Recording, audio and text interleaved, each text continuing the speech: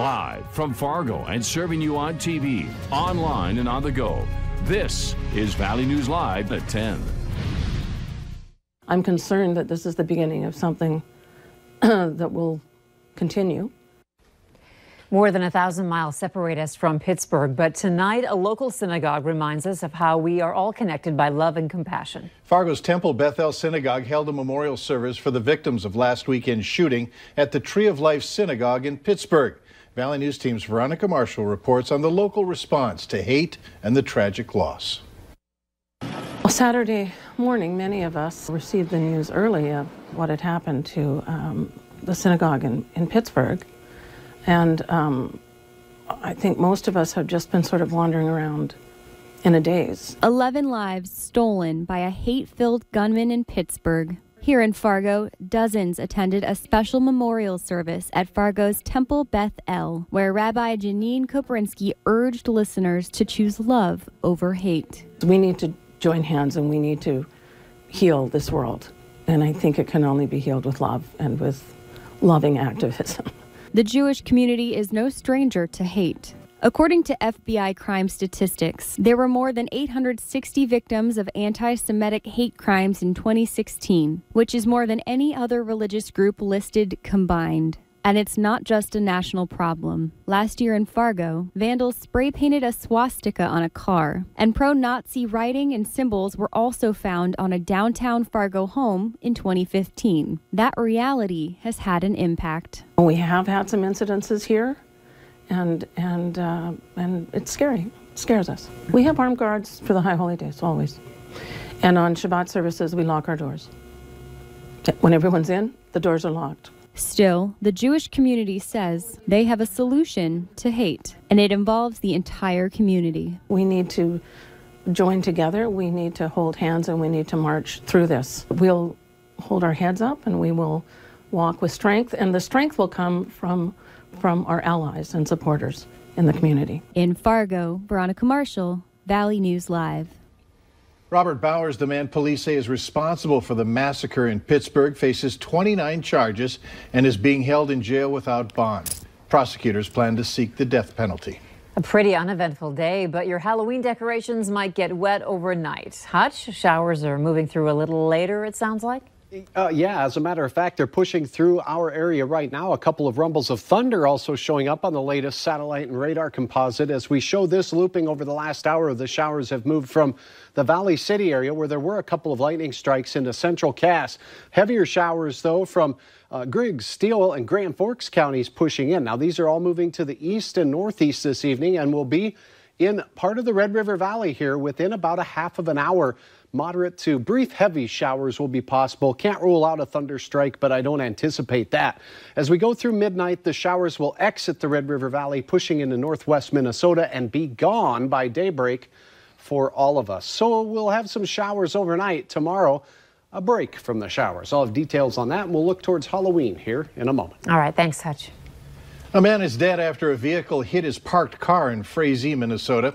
According to police, 50-year-old Marlon Miller of Ponsford was in a parked car in front of Anderson Bus Company garage when 39-year-old Richard Fissette crashed into Miller's car.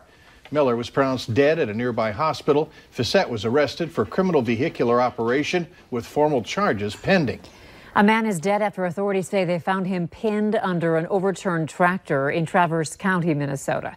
Last Thursday, the sheriff's office did a welfare check at the home of James Deal. Someone close to Deal allegedly told police that he didn't show up for dinner and was not answering his phone. When police arrived on scene, they found an overturned tractor in a pit of water with Deal's body pinned underneath. We now know the name of the man who died this weekend in a landfill accident. Authorities say 65-year-old Danny Howard of Grand Forks was working Saturday afternoon when a dump truck and a payloader ran over him. He died later at Jamestown's Regional Medical Center. No one was in the dump truck, and the operator of the payloader was not hurt.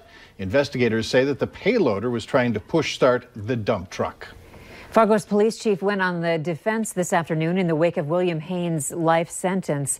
Hayne earlier had pleaded guilty to conspiracy to commit kidnapping in the death of Savannah Gray Wind last month and for lying to police. Today, the judge ruled that Hayne is a dangerous offender, which increased the sentence to life in prison. Haynes' former girlfriend, Brooke Cruz, is already serving a life sentence surrounding Graywin's death. Following today's sentencing, Graywin supporters expressed dissatisfaction in the way Fargo police handled the early part of their investigation. Valley News Team's Katie Opperly is here with details. Katie? Mike, Andrea, Graywin attorney Gloria Allred criticized Fargo police for their lack of thoroughness when searching the apartment shortly after Savannah was reported missing. She also expressed disapproval with police for not keeping a 24-hour watch on the apartment, which Allred says could have prevented the transportation of Savannah's body. A number of questions arise regarding the police search. The most important question is, how could the police have searched and failed to find Savannah's body and the baby earlier? Allred demanded an apology from police, wanting them to review their policy in handling missing person cases. Fargo Police Chief David Todd later responded, saying his officers are committed to protecting and keeping people safe. I find Gloria Allred's comments unfortunate, and I fear they have the potential to create division between our community and the police department that works so hard through positions, programming, and empathy to build trust with its community. With the case now closed, we asked the court for court documents to see if there's anything relating to what police did or didn't do. By all indications, it appeared that they acted on the evidence that was before them at the time. However, that would mean not finding the baby and Savannah's body for days. That's what fueled the criticism for the part of Graywin's supporters. The Fargo police chief should stop making excuses and stop trying to justify a search that, in my opinion, should be considered an embarrassment to the police department. However, Allred did praise prosecutors for getting the most severe sentence possible for Haynes. He will be eligible for parole, but that's not expected for another 25 to 30 years. Mike? All right, thanks. And also in response, Savannah's mom, Norberta Graywin, said she and her family are ready to move forward and start healing. A Bemidji mom whose daughter has special needs is disappointed with her daughter's high school. She says her daughter received a letter in the mail inviting her to a special banquet for her academic achievements, but they later found out it was a mistake. Lori Winger's daughter, Anna, is a sophomore at Bemidji High School. She says her daughter has some learning disabilities.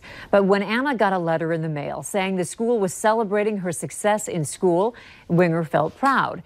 But that all changed when she got a voicemail from the school last week. The message said that letter wasn't supposed to be sent to Anna. It was so good to know the school was going to do that for her. And now when that wasn't their intention in the first place, it puts a different twist on the school. So what's next for Anna? Well, her mom talked with a school principal, and he says Anna did not qualify because students who are in special education classes don't get a letter grade. But in her other classes that do get a letter grade, Anna has a high GPA. And she tells us the principal says that Anna can still attend the banquet. But Winger said no. Instead, Anna will be presented with a certificate and award by the principal this week for all of her hard work. Good for her. Later on Valley News Live at 10. If you won't be around on November 6th, you can still have a chance to cast your ballot, where you can vote early in Fargo. Coming up. Some showers pressing through the valley, and by morning, a few of you could see flakes. I'll have details in your forecast coming up next.